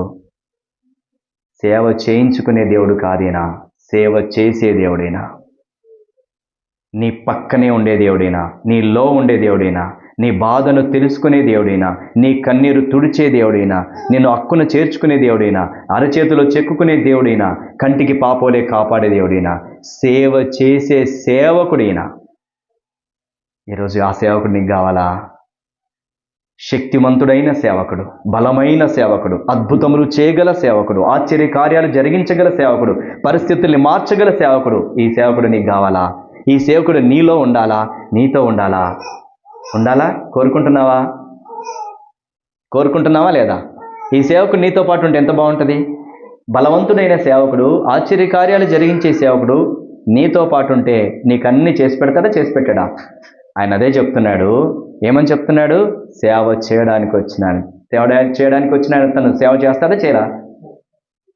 సేవ చేయాలంటే అడగాల్సిందండి, ప్రభు నాకు ఇది అవసరం ఉంది ఇచ్చేయి, అది అవసరం ఉంది ఇచ్చేయి, నా బాధ ఇది, నా దుఃఖం ఇది, నా వేదన ఇది తీసేవా అంటే చేస్తాడా చేయడా? అందుకోసమే వచ్చినా అని చెప్పి అతను చేస్తాడా చేయడా? ఖచ్చితంగా చేస్తాడు. నీ బాధను అర్థం చేసుకొని నీ ప్రార్థన విని దానికి జవాబిచ్చి నేను హక్కున చేర్చుకునే దేవుడినా. ఎందుకోసం వచ్చినాడంట? సేవ చేయడం కొరకు వచ్చినాను. ఫస్ట్ స్టేట్మెంట్ అయిపోయింది. ఈరోజు అలాంటి సేవకుడైన యేసు నీకు కావాలా? నీకు సేవ చేయడానికి ఆయన సిద్ధంగా ఉన్నాడు. నీ ప్రార్థన వినడానికి సిద్ధంగా ఉన్నాడు. నీతో పాడడానికి సిద్ధంగా ఉన్నాడు. నీ కన్నీరు తుడిచడానికి సిద్ధంగా ఉన్నాడు. నిన్ను నడిపించడానికి సిద్ధంగా ఉన్నాడు. నీ ఎడల కనికరం చూపించడానికి సిద్ధంగా ఉన్నాడు. నువ్వు అడిగిందిల్లా ఆయన చిత్తానుసారంగా నీకు అనుగ్రహించడానికి సిద్ధంగా ఉన్నాడు. అయితే ఆయన నీకు కావాలా? ఆయన కావాలంటే ఎలా కావాలో నేను చెప్తాను. ఎలా నీ దగ్గరికి వస్తాడు, ఎలా సేవ చేస్తాడో అది కూడా చెప్తాను. ఇది ఫస్ట్ స్టేట్మెంట్. రెండో స్టేట్మెంట్ ఏంటి? అనేకులకు ప్రతిగా విమోచన క్రయధనముగా తన ప్రాణమును ఇచ్చుటకు వచ్చినండి. ఎందుకోసం వచ్చినాడంటే ఇంకా రెండోది ఏంటి? తన ప్రాణాన్ని ఇవ్వడానికి వచ్చాడంట. విమోచన క్రయధనముగా తన ప్రాణాన్ని ఇవ్వడానికి వచ్చాడు. నువ్వు నేను దేంట్లో ఉన్నాం? అబద్ధాలు అనే పాపములో ఉన్నాం. మోసము, దగ, వ్యభిచారము, తాగుబుత్తనము, పగలు, ప్రతీకారాలు, ఇవన్నిటి ఈ పాపముతో ఉన్నాం. ఈ పాపములో నుంచి రక్షించడానికి వచ్చానన్నాడు. ఎలా రక్షిస్తాడు? ఎలా రక్షించాలో తెలుసా? ఇలాగంటే పోవు మన పాపాలు. మన పాపాలు పోవాలంటే, మన పాపాల్లో నుంచి రక్షించాలి అంటే తన ప్రాణాన్నే ఇవ్వాలి. చాలా గుర్తుపెట్టుకునే మాట ఏంటో తెలుసా? నీ పాపములో నుంచి నిన్ను విడిపించాలంటే, ఆ నరకానికి వెళ్లకుండా నిన్ను కాపాడాలంటే, నీ పాపములలో నుండి నిన్ను కాపాడాలంటే ఆయన ఏం చేయాలో తెలుసా? తన ప్రాణాన్నే పెట్టాలి. తన ప్రాణము నీ కొరకు నా కొరకు ఇచ్చిన వాడిగా ఉన్నాడు. మన పాపములో నుంచి విడిపించాలంటే ఏం చేయాలి? తన ప్రాణాన్ని ఇవ్వాలి. ఊరికనే ఇవ్వాల. ఊరికనే ఒక్కసారిగా తలను నరికేయండి, నా పిల్లలు, నా ప్రజల పాపాలకు రావలసిన శిక్ష కొరకు నేను భరిస్తాను, నా తలను నరికేయండి అని తల నరికివేయబడలా. ఎలా చేశారు ఆయన్ని? కొరడాలతో భయంకరంగా 39 కొరడా దెబ్బలు తిన్నాడు యేసుప్రభు. ఎలా ఉంటుందో తెలుసా? కొరడా ముండ్లు పొదిగినటువంటి కొరడా. ఇలా కొట్టి తీస్తే మాంస ముద్దలు బయటకు వచ్చేస్తాయి. ఒక్క దెబ్బ తింటేనే మనం తట్టుకోలేము. కానీ ఎన్ని దెబ్బలు తిన్నాడో తెలుసా యేసు ప్రభువు? 39 కొరడా దెబ్బలు తిన్నాడు. తెలుసా మీకు ఆ విషయము? నీ కొరకు యేసు ప్రభు నీ పాపానికి రావలసిన శిక్షను తాను భరిస్తున్నాడు. ఎందుకని? ఆ పాపములో నుంచి నువ్వు విడిపించబడాలంటే, ఆ పాపములో నుంచి నువ్వు బయటికి రావాలంటే, నువ్వు ఆ నరకానికి వెళ్లకుండా పరలోకంలో తనతో పాటు ఉండాలంటే ఆ దెబ్బలు ఆయన తినాలా. 39 కొరడా దెబ్బలు తిన్నారు. మొహం మీద ఉమ్మి వేస్తే ఉమ్మి వేయించుకున్నాడు. మొహం మీద ఉమ్మి వేసినారు. ఎవరి మొహం మీద ఉమ్మి వేయాలా? నీ మొహం మీద, నా మొహం మీద ఉమ్మి వేయాలి. ఎందుకని? నీవు నేను చేసినటువంటి పాపపు శిక్ష అలాంటిది. మొహం మీద ఉమ్మి వేసే పాపపు పనులు చేశాం. కొరడా దెబ్బలు తినే పాపపు పనులు చేశాం. అట్లాగే ఆయన గడ్డాన్ని పెరికి వేసినారు. స్వరూపమైన సొగసైనా లేదు అని రాయబడింది. ఆయన్ని కొడితే ఆయన అసలు ఇది మనిషి శరీరమేనా అన్నట్టుగా కొట్టారంట ఆయన్ని. అంత దెబ్బలు తినేటట్టుగా ప్రభు మన కొరకు భరించినాడు. ప్రభువైన యేసుక్రీస్తుల వారు నీ కొరకు చచ్చిపోయారు, నీ కొరకు దెబ్బలు తిన్నారు. నీ పాపము కొరకు యేసు ప్రభుల వారు దెబ్బలు తిన్నాడు. నువ్వు చేసిన ఆ పాపానికి రావలసిన శిక్ష కొరకు ఆయన నలుగగొట్టబడ్డాడు. స్వరూపమైన సొగసైనా లేనివాడుగా ఆయన మార్పు చెందాడు. ఆయన గడ్డం పెరికివేయబడింది. ముళ్ళ కిరీటం మళ్ళీ పెట్టినారు. కాలుకు ముళ్ళు కుచ్చితేనే తట్టుకోలేమే, అలాంటి తలకు ముళ్ళ కిరీటం పెట్టి ప్రెస్ చేస్తే ఎంత బాధ చెప్పండి. భయంకరంగా కొట్టినారు, అవమానించినారు, ముసుగు వేసి ఆయన్ని గుద్ది, నిన్ను గుద్దింది ఇప్పుడు ఎవరు చెప్పండి అని హేళన చేసినారు. సర్వాధికారి అయిన దేవుడు, భూమిని ఆకాశంలో కలుగజేసిన దేవుణ్ణి అంతగా అట్లాగా పరిహసిస్తే ఎంత బాధ ఉంటుంది చెప్పండి. బాధ ఉంటుందా ఉండదా? నిన్నెవరైనా వెనక నుంచి వచ్చి గిచ్చి, ఎవరికి ఇచ్చారో చెప్పండి అంటే చంప మీదకి కొడతాం, వద్దుందా నీకు అంటాం. కానీ సర్వ సృష్టికర్తని అలాగ ముసుకేసి ఆయన్ని కొట్టి ఎవరు నిన్ను కొట్టారో చెప్పండి, ఎంత బాధ ఉంటుంది చెప్పండి. ఆ బాధ అంతా ఎవరు భరించాలా? నువ్వు నేను భరించాలా. కానీ ఎవరు భరించారు? యేసు ప్రభు మన కొరకు భరించినాడు. మన కొరకు ఆ సిలువను మోస్తూ వెళ్ళినాడు. నీ పాప భారాన్నంతా ప్రభు మోసినాడు. మోసుకొని వెళ్ళి కాళ్ళు చేతులని అప్పచెప్పాడు నీ కొరకు. నువ్వు చేతులతో చేసిన పాపాలకు గాను చేతులకు మేకులు కొట్టబడ్డాయి, నువ్వు కాళ్ళతో చేసిన పాపాలకు గాను కాళ్ళకు మేకులు కొట్టబడ్డాయి. ఆయన సిలువలో 6 గంటలు వేలాడాడు. భయంకరమైన శిక్ష అంతా నీ కొరకు అనుభవించి తన రక్తమంతా కార్చి యేసు ప్రభు నీ వంతుకు చచ్చిపోయాడు, సమాధి చేయబడ్డాడు, తిరిగి లేచాడు. అర్థమవుతుందా? యేసు ప్రభు ఎందుకోసం వచ్చినాడు? ప్రాణము పెట్టడానికి వచ్చాడు. ఎందుకని? నీ పాప శిక్షను భరిస్తేనే నీకు విడుదల గనక. నీ పాపానికి రావలసిన శిక్ష అంతా తన మీద వేసుకొని నీ వంతుకు ఆయన ప్రాణం పెట్టి ఆ పాపములో నుంచి నిన్ను విడిపించినాడు. అర్థమవుతుందా? ఇలా జరిగితేనే నీ పాపములో నుంచి నిన్ను రక్షించగలడు. యేసు మాత్రమే నిన్ను రక్షించగలడు పాపములో నుండి. ఎందుకని? ఆయన మాత్రమే నీ కొరకు దెబ్బలు తిన్నాడు, నీ పాప శిక్ష అంతా అనుభవించినాడు కనుక ఆయన నిన్ను రక్షిస్తాడు. రక్షిస్తాడా? రక్షించడా? ఈరోజు అలాంటి యేసు కావాలా? 2 రకాల యేసు. 1 నీకు సేవ చేసే యేసు, 2 నీ కొరకు ప్రాణము పెట్టిన యేసు. ఇప్పుడు చెప్పండి, ప్రాణం పెట్టిన ఆయన నిన్ను మంచిగా చూసుకుంటాడా? చూసుకోనా? నీ కొరకు ప్రాణము పెట్టి ఆయన, నీ కొరకు దెబ్బలు తిన్నా ఆయన నిన్ను మంచిగా చూసుకుంటాడా? చూసుకోడా? నువ్వు పిలిస్తే పలుకుతాడా? పలకడా? నువ్వు ప్రార్థన చేస్తే వింటాడా? వినడా? నీ కొరకు ఏదైనా చేస్తాడు. ప్రాణం ఇచ్చిన వ్యక్తి నీ కొరకు ఏదైనా చేయగలడు. నమ్మండి ఇప్పుడు యేసుప్రభుని. నమ్మచ్చా? నమ్మరాదా యేసుప్రభుని? ఇప్పుడు మన కొరకు ప్రాణం ఇచ్చిన వ్యక్తి మనకు తోడై ఉంటే ఎంత బాగుంటుంది. శక్తిమంతుడైన యేసు మనకు తోడై ఉంటే ఎంత బాగుంటుంది. బలవంతుడైన యేసు, ఆశ్చర్య కార్యాలు జరిగించే యేసు, సృష్టికర్త అయిన యేసు మనకు తోడై ఉంటే ఎంత బాగుంటుంది. కాబట్టి ఇప్పుడు నీకు ఆయన ద్వారా సమాధానం దొరుకుతుందా? దొరకదా? సంతోషం దొరుకుతుందా? దొరకదా? ఇప్పుడు ఆ యేసు నీకు కావాలా? యేసు కావాలని నువ్వు రాలేదు తెలుసా? యేసే నిన్ను రప్పించినాడు. గుర్తుపెట్టుకో, యేసు కావాలని నువ్వు రాలేదు, యేసే నిన్ను ప్రేమించి నిన్ను రప్పించినాడు. తెలుసా వాక్యము? రండి, లూకా సువార్త 18వ అధ్యాయము, క్షమించండి 19వ అధ్యాయం. లూకా సువార్త 19వ అధ్యాయం 10వ వచనం చదవండి. నశించిన దానిని వెదకి రక్షించుటకు మనుష్య కుమారుడు వచ్చాను. యేసయ్యా ఎందుకోసం వచ్చావయ్యా అంటే 2 రీజన్స్ చెప్పాడు. యేసయ్యా నువ్వు ఎందుకోసం వచ్చావు అంటే నీకు సేవ చేయడం కోసం వచ్చాను. ఎందుకోసం వచ్చా? నీ కొరకు ప్రాణం ఇవ్వడం కోసం వచ్చాను. మరి యేసయ్యా ఇంకా ఎందుకోసం వచ్చావంటే నిన్ను వెదికి రక్షించడానికి వచ్చాను. ఈరోజు వెదికి నిన్ను ఇక్కడికి పట్టుకొచ్చినాడు యేసయ్యనే. అర్థమవుతుందా? నువ్వు రాలేదు, ఆయన వెదికి నిన్ను ఇక్కడికి పట్టుకొని వచ్చినాడు, వెతికి రక్షించడానికి వచ్చినాడు. ఇలాంటి రక్షణను కనుక నువ్వు త్రోసివేస్తే చెప్పండిక నరకంలో కాలిపోవడము నీకు ఇష్టమా? వెదకి నిన్ను ఇక్కడ తీసుకొచ్చి ఈ మాటలన్నీ వినిపించినాడు, ఈ ప్రకటన వినిపించినాడు. ఏం ప్రకటన? రక్షకుడు నీ కొరకు పుట్టాడు, ఆ రక్షకుడు నీకు రావలసిన శిక్ష అంతా భరించినాడు, చనిపోయి సమాధి చేయబడి తిరిగి లేచినాడు. ఆయన నమ్ముకుంటే ఆ 2వ మరణంలో నుంచి నువ్వు తప్పించబడి పరలోకానికి వెళ్తావు అనేటటువంటి ఈ సత్యాన్ని దేవుడు నీకు వినిపించినాడు. ఒకవేళ దీన్ని నువ్వు తోసివేస్తే ఎక్కడికి వెళ్తావు చెప్పండి? ఎక్కడికి వెళ్తాం? ఈరోజు నరకం కావాలా? పరలోకంలో ఆయనతో పాటు ఉండడం కావాలా? పరలోకంలో ఆయనతో పాటు ఉండడం కావాలి. అవునా? ఉండడం కావాలా? సమాధానం కావాలా? సంతోషం కావాలా? యేసు నీతో పాటు ఉండడం కావాలా? యేసుతో పాటు నువ్వు ఉండడం కావాలా? అయితే ఈరోజు ఈ రక్షణను త్రోసివేయకు అని ప్రభు జ్ఞాపకం చేస్తున్నాడు. ఇక 2వ అనౌన్స్మెంట్. మొదటి అనౌన్స్మెంట్, రక్షకుడు మీ కొరకు పుట్టినాడు కదా, దూత ప్రకటించింది. ఇప్పుడు 2వ అనౌన్స్మెంట్ను మనం విందాం. రండి, మార్కు సువార్త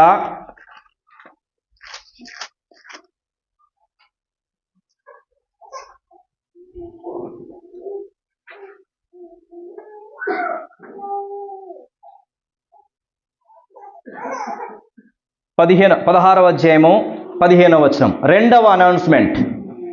ఇది నీ కోసం ప్రత్యేకంగా ప్రభు ఈరోజు నీ కొరకు అనౌన్స్ చేస్తున్నాడు ఈ వాక్యాన్ని. ఇది కేవలం నీ కోసమే. 16వ అధ్యాయము మార్కు సువార్త 16-15 చదవండి. మరియు మీరు సర్వలోకమును వెళ్ళి సర్వ సృష్టికి సువార్తను ప్రకటించుడి. చాలు. యేసు ప్రభు చెప్తున్నాడు, సర్వలోకానికి వెళ్ళండి, సర్వ సృష్టికి సువార్తను ప్రకటించండి, సువార్తను చెప్పండి, శుభవార్తను చెప్పండి అని చెప్తున్నాడు. ఆ శుభవార్త ఏంటో తెలుసా? ఆ శుభవార్త ఏంటో తెలుసా? రండి. కొరింథీయులకు రాసిన మొదటి పత్రిక 15వ అధ్యాయము 4వ వచనం చదవండి, లేకుంటే 3వ వచనం నుంచి 3, 4, 5 వచనాలు నేను చదువుతాను. కొరింథీయులకు రాసిన మొదటి పత్రిక 15వ అధ్యాయము 3, 4, 5 వచనాలు. నాకు ఇవ్వబడిన ఉపదేశం మొదట మీకు అప్పగించితిని, అదేమనగా లేఖనముల ప్రకారము క్రీస్తు మన పాపముల నిమిత్తము మృతి పొందెను, సమాధి చేయబడెను, లేఖనముల ప్రకారము 3వ దినమున లేపబడెను. ఈ శుభవార్త ఈరోజు నీకు అనౌన్స్ చేయబడుతోంది. నీ పాపములో నుంచి నువ్వు రక్షించబడకపోతే, నీ పాపములో నుంచి నువ్వు విడిపించబడకపోతే, ఆ పాపము నిన్ను ఎక్కడికి తీసుకెళ్తుంది? నరకానికి తీసుకెళ్తుంది. నరకంలో అగ్ని ఆరదు, పురుగు చావదు, యుగ యుగాలు నువ్వు అక్కడ కాలిపోవాలి. నువ్వు అక్కడ కాలిపోకూడదంటే ఈ 2వ అనౌన్స్మెంట్ను కూడా నమ్ము. ఏంటి అనౌన్స్మెంటు? ప్రభువైన యేసు నీ పాపం నిమిత్తము చనిపోయాడు, సమాధి చేయబడ్డాడు, తిరిగి లేచాడు అన్నాము. ఈరోజు నువ్వు అది నమ్మితే చాలు, రక్షించబడతావు. ఆ పాపము నీ మీద ఏలుబడి చేయదు. ఆ పాపములో నుండి దేవుడు నిన్ను రక్షిస్తాడు, నిన్ను కాపాడుతాడు. తెలుసా? రండి. తీతుకు రాసిన పత్రిక 2వ అధ్యాయము 14వ వచనం చదవండి. ఆయన సమస్తమైన దుర్నీతి నుండి మనలను విమోచించి సత్క్రియలందు ఆసక్తి గల ప్రజలను తన కోసము పవిత్రపరుచుకొని తన సొత్తుగా చేసుకొనుటకు తన్ను తానే మన కొరకు అర్పించుకొనెను. ఎందుకోసం ప్రభువైన యేసుక్రీస్తుల వారు తనను తాను అర్పించుకున్నాడు? చెప్పండి. ఎందుకోసం అర్పించుకున్నాడంట? తనను తాను ఎందుకోసం చనిపోయాడంట? ఫస్ట్ ఏంటిది? దుర్నీతి నుండి మనల్ని విమోచించాలని. గుర్తుపెట్టుకోండి. ఫస్ట్ నీకు వచ్చే బెనిఫిట్ ఏంటో తెలుసా? నీ పాపములో నుంచి నువ్వు విడిపించబడతావు, నరకానికి వెళ్ళవు. ఇప్పుడు వెళ్తాను అనేవాళ్ళు చెప్పండి, వెళ్తారు ఎవరైనా? వెళ్ళం. ఎవరు వెళ్ళరు? యేసుక్రీస్తు నిజంగా నమ్మి, యేసయ్యా నేను నిజంగా పాపిని, మీ రక్తం చేత నా పాపాలన్నీ కడుగు, నన్ను నీ బిడ్డగా చేయి అంటే చాలు. ఇంకెవ్వరు కూడా వెళ్ళరు. ఈరోజు అందరూ చెప్పారా?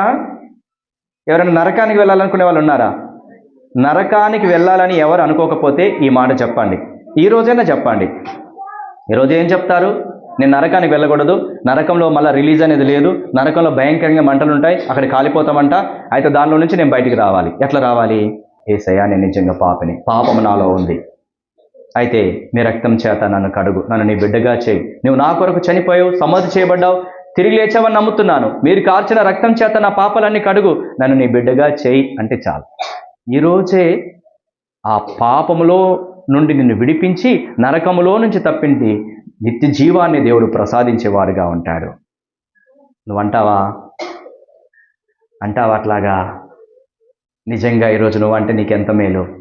ఇక నువ్వు నరకానికి వెళ్ళాల్సిన అవసరం లేదు. యేసు కుమారునిగా కుమార్తెగా చేయబడతావు. యేసు నీకు తోడుగా ఉంటాడు. యేసు నీకు సంతోషాన్ని ఇచ్చేవాడుగా ఉంటాడు. యేసు నీకు సమాధానాన్ని ఇచ్చేవాడుగా ఉంటాడు. ఈరోజు నేను అంటానన్న వాళ్ళు చేయొద్దండి ఒకసారి. నేను ఈరోజు అంటాను నేను నరకానికి వెళ్ళొద్దు అనేవాళ్ళు. Very good. అయితే ఇప్పుడు 2వ బెనిఫిట్ దీంట్లో కూడా ఉంది. అంటాం ఓకే, అన్న తర్వాత పాపం చేయమా? ఓకే, ఇప్పుడు మీరు తీర్మానం చేసుకుని నేను నరకానికి వెళ్ళొద్దు, అట్లయితే నా లోపల పాపం ఉంది, ఈ పాపానికి శిక్ష భరించడానికి నరకానికి వెళ్ళాలా, కాబట్టి నేను ఈరోజు తీర్మానం చేసుకుంటాను ఓకే అని అనుకున్నా. మరి మళ్ళీ పాపం చేయమా? అయితే ఇక్కడ వాక్యం ఏమని చెప్తుందంటే 14వ వచనంలో, సత్క్రియలందు ఆసక్తి గల ప్రజలను తన కోసం పవిత్రపరుచుకొని, ఇక్కడ 14వ వచనం, ఆయన సమస్తమైన దుర్నీతిని మనం విమోచించి సత్క్రియలందు ఆసక్తి గల ప్రజలను తన కోసము పవిత్రపరుచుకొని తన సొత్తుగా చేసుకున్నటకు తన్ను తానే మన కొరకు అర్పించుకును. సత్క్రియలందు ఆసక్తి గల ప్రజలుగా నేను చేస్తాడు. ఇప్పుడు ఒక్కొక్కటి ఇందులో ఉన్న పాపం అంతా కూడా వాటి మీద జీవితం ఇస్తూ పరిశుద్ధునిగా ప్రభు నిన్ను మారుస్తాడు. ఇది అంచెలంచెలుగా జరుగుతూ ఉంటుంది. ఇప్పుడు ఏం జరుగుతుంది? నీ పాపాలన్నీ క్షమించేస్తాడు. నిజంగా నువ్వు ఈరోజు యేసయ్యా నన్ను క్షమించు, మీ రక్తం చేత కడుగు, నన్ను నీ బిడ్డగా చేయి, నేను నరకానికి వెళ్ళొద్దు, నీతో పాటు ఉండాలి, నాకు సహాయం చేయి అన్నావా? ఇప్పుడే నీ పాపాలన్నీ కొట్టేస్తాడు ఆయన. యేసు రక్తము ప్రతి పాపం నుండి మనల్ని పవిత్రునిగా చేయనని రాయబడుతుంది. కాబట్టి ఈ రోజు ఆయన రక్తం చేత నీ పాపాలన్నీ కడుగుతాడు, ఆయన బిడ్డగా చేస్తాడు. నెక్స్ట్ స్టెప్ ఏం జరుగుతుంది? ప్రతిరోజు నువ్వు చేస్తున్న పాపాలని నీకు జ్ఞాపకం చేస్తూ వాటిని ఒప్పింపజేస్తూ ఆ పాపం మీద జయ జీవితాన్ని అనుగ్రహిస్తాడు. ఈరోజు నువ్వు అనుగ్రహించబడుతుందా అలాగా? నువ్వు ఈరోజు ఏ పాపంతో ఉన్నావో ఆ పాపాలని ఒప్పుకో. ఆ పాపాలని ఒప్పుకుంటే ప్రభు నిన్ను క్షమిస్తాడు, ప్రభు నిన్ను రక్షిస్తాడు, ప్రభు నీకు సమాధానం ఇస్తాడు, ప్రభు నీకు నెమ్మదినిస్తాడు. పరలోకంలో నిత్యత్వంలో సదాకాలం ఉండే ధన్యతను ప్రభు నీకు ఇస్తాడు. అందరం మోకరిద్దాము, ఒక మాట తీర్మానం చేసుకుందాము. మోకరిద్దాము, తీర్మానం చేసుకుందాం. నీ పాపములన్నీ ఒక్కసారి జ్ఞాపకం చేసుకో. ఆ పాపములో నుంచి నిన్ను రక్షించడానికే ప్రభువైన యేసుక్రీస్తుల వారి లోకానికి వచ్చాడు. ఆ పాపములో నుంచి నిన్ను రక్షించడానికి ఆయన ఆ పాపానికి సంబంధించిన శిక్ష అంతా శిలువలో భరించాడు. దెబ్బలు తిన్నాడు, ఉమ్మి వేయించుకున్నాడు, తన రక్తమంతా కాచి చనిపోయి సమాధి చేయబడి తిరిగి లేచినాడు. నువ్వు ఈరోజు యేసయ్యా, నేను నిజంగా పాపినయ్యా, మీ రక్తం చేత నా పాపాలన్నీ కడుగు ప్రభువా, నన్ను బిడ్డగా చేయంటే ఇది ఇక నరకానికి వెళ్ళాల్సిన అవసరం లేదు, పరలోకంలో సదాకాలం ఉండే ధన్యతనిస్తాడు. లేదంటే ఆ పాపముతోనే గనక నువ్వు చనిపోతే నరకములో రెండవ మరణం ఉంది. అక్కడ భయంకరమైన మంటలు, అరుపులు, కేకలు, పెడబొబ్బలే. ఈరోజు నువ్వు చచ్చిపోతే నరకానికి వెళ్తావు, జాగ్రత్త. నువ్వు పాపముతో ఉన్నావు, జాగ్రత్త. నీ లోపల కోపం ఉంది, పగ ఉంది, ప్రతీకారం ఉంది, ద్వేషం ఉంది, కలహాలు ఉన్నాయి, కొట్లాటలు ఉన్నాయి, బూతులు ఉన్నాయి, జూదం ఉంది, వ్యభిచారం ఉంది, దొంగతనం ఉంది, జాగ్రత్త. అబద్ధాలున్నాయి, జాగ్రత్త. వీటితో నువ్వు మరణిస్తే నరకానికి వెళ్తావు. అయితే ప్రభు ఈరోజు నిన్ను ఇక్కడ తీసుకొచ్చినాడు, నువ్వు ఈరోజు చచ్చిపోతే నరకానికి వెళ్ళకూడదనే. నువ్వు చనిపోతే ఈరోజు నరకానికి వెళ్ళొద్దనే నిన్ను వెతికి రక్షించి ఇక్కడికి తీసుకొచ్చినాడు ప్రభు. నిన్ను వెతికి ఇక్కడ తీసుకొచ్చినాడు ప్రభు. ఈరోజు నువ్వు ఒప్పుకుంటే నీకు మేలు. ఈరోజు యేసయ్యా, నేను నిజంగా పాపినయ్యా, నా పాపానికి రావాల్సిన శిక్ష మీరు భరించని నమ్ముతున్నానయ్యా, మీ రక్తం చేత నన్ను కడుగు ప్రభా, నన్ను నీ బిడ్డగా చేయయ్యా అని ఒక్క మాట అంటే చాలు, ఆ నరకములో నుంచి తప్పించబడతావు. పరలోకంలో దేవునితో పాటు సదాకాలం ఉండే ధన్యత నీకు వస్తుంది. నా కుమారుడా, సహోదరుడా, బ్రదర్, నీ కొరకే దేవుడు చెప్పేది. ఈరోజు నువ్వు చచ్చిపోతావేమో, జాగ్రత్త. సహోదరి, సహోదరుడా, సిస్టర్, దేవుడు నీతోనే మాట్లాడేది. నువ్వు ఈరోజు చచ్చిపోతావేమో, జాగ్రత్త. నువ్వు నరకానికి వెళ్ళకూడదని ఇక్కడికి దేవుడు నిన్ను తీసుకొచ్చినాడు. ఈరోజు నీ పాపాలు ఒప్పుకుంటే నీ క్షేమం. మిమ్మల్ని భయపెట్టాలని చెప్పట్లేదు. రేపేమి జరుగుతుందో మనకు తెలియదు గనక ఈరోజే నువ్వు తీర్మానం చేసుకుంటే అది నీ క్షేమం. ఈరోజే నువ్వు తీర్మానం చేసుకో, దేవుడు నిన్ను రక్షిస్తాడు. నరకములో నుంచి నిన్ను కాపాడుతాడు, నీ పాపంలో నుంచి రక్షిస్తాడు. ఆయన పేరే రక్షకుడు. ఆయన నిన్ను రక్షిస్తాడు. ఈరోజు ఆయన పుట్టినాడు. ఈరోజు నువ్వు కూడా క్రొత్తగా పుట్టు. ఇక పాత రోత జీవితాన్ని అంతా వదిలిపెడతాను, క్రొత్తగా నేను ఈరోజు జన్మిస్తాను. ఇక క్రొత్తగా పుడతాను, ఇక క్రొత్తగా ఉంటాను, యేసు కొరకు నేను బ్రతుకుతానని ఈరోజు నువ్వు తీర్మానం చేసుకో. అది నీకు మేలు, అది నీ క్షేమము. నరకములో నుంచి తప్పించబడి జీవనంలోకి దాటుతావు. బ్రదర్, నీ కొరకే, సిస్టర్, నీ కొరకే దేవుడు మాట్లాడింది. ఎవరైతే నేను ఈరోజు తీర్మానం చేసుకుంటాను, ఇక పాత రోత జీవితాన్ని వదిలిపెడతా, క్రొత్తగా బతుకుతా, లేదంటే నేను నరకానికి వెళ్తా, ఈ పాపతోనే చచ్చిపోతే, నాకు యేసయ్య కావాలి, సహాయం చేసే యేసయ్య కావాలి, సేవ చేసే యేసయ్య కావాలి, ప్రార్థన వినే యేసయ్య కావాలి, నా కొరకు ప్రాణం ఇచ్చిన యేసయ్య నాకు కావాలి అన్నవారు మీ కుడి చేతిని తల కంటే పైగా ఎత్తి చూపించండి. ఈరోజే నువ్వు తీర్మానం చేసుకో. నిజమైన తీర్మానమై ఉండాలి. పాత రోత జీవితాన్ని వదిలిపెడతా, ఈరోజు కొత్త తీర్మానం. ఈరోజు తీర్మానం చేసుకుంటా, నేను నరకానికి వెళ్ళొద్దు, పాపంతో చచ్చిపోతే నేను నరకానికి వెళ్తాను, నేను నరకానికి వెళ్ళొద్దు, యేసయ్య దగ్గర ఉండాలని తీర్మానం చేసుకున్న వాళ్ళు మీ కుడి చేతిని తల కంటే పైగా ఎత్తి చూపించండి. సహోదరుడిని తీర్మానాన్ని స్థిరపరచును గాక, సహోదరి నీ తీర్మానాన్ని స్థిరపరచును గాక, నీ తీర్మానాలందరినీ కూడా దేవుడు స్థిరపరచును గాక. సంతోషము, సమాధానము దేవుడు మీకు అనుగ్రహించిన గాక. ఈరోజు చచ్చిపోతే నువ్వు నరకానికి వెళ్తావేమో, తీర్మానం చేసుకో. ఇక ప్రభు నిన్ను కాపాడడానికి సిద్ధంగా ఉన్నాడు. ప్రార్థన చేసుకుందాం.